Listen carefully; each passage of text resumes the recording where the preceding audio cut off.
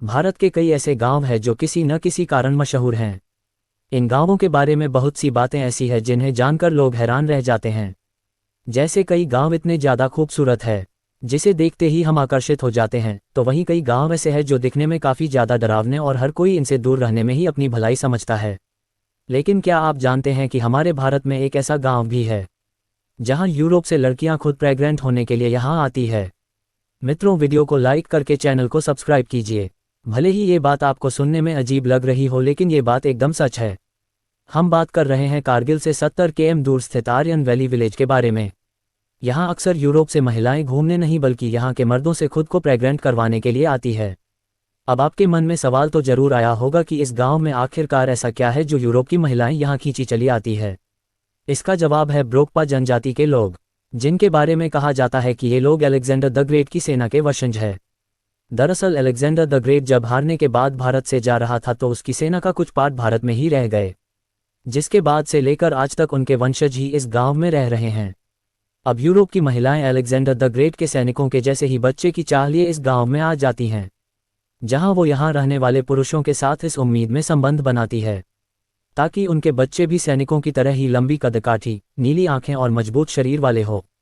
इसके बदले ये यूरोपियन महिलाएं यहाँ के मर्दों को पैसे देती है और काम पूरा हो जाने के बाद ये यहाँ वापस अपने देश चली जाती है। ये सारी चीज़ें इतनी समय से यहाँ चल रही है कि आज के समय ये यहाँ के लोगों के लिए बिजनेस की तरह हो गया है। विदेशी महिलाएं सैनिकों की तरह ही बच्चों की ख्वाहिश में यहाँ आ जाती है।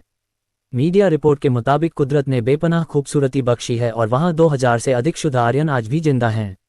यहाँ रहने वाले लोगों की संस्कृति हम लोगों से बिल्कुल अलग है। इन लोगों के कपड़े एकदम कलरफुल होते हैं। इसके अलावा ये लोग ब्रैक्सकार्ड भाषा बोलते हैं। अगर आप इन लोगों से बात कर सकते हैं, इन लोगों को हिंदी भी आती है। हैरानी की बात यह है कि अभी तक इस तरह का कोई शोध नहीं हुआ जिससे ये पता चल सके कि इस समुदाय के लोग शुद्ध आर्य हैं। ना ही इनका किसी तरह से DNA टेस्ट हुआ है और ना कोई वैज्ञानिक जांच की गई है। इसके बावजूद जर्मनी समेत यूरोप के अन्य देशों से महिलाएं यहाँ आती रही हैं। वो यहाँ इसी वजह से आती हैं जिससे शुद्ध आर्य बीज ग्रहण कर सके, ताकि उनके होने वाले बच्चों का रूप रंग उन्हीं लोगों जैसा होता है। इसी वजह से इसे प्रेगनेंसी टूरिज्म का नाम दिया गया।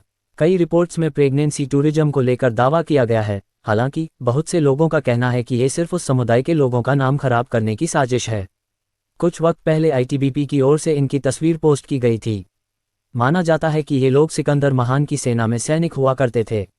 जब सिकंदर भारत आया तो उसकी सेना के कुछ सैनिक सिंधु घाटी में रह गए।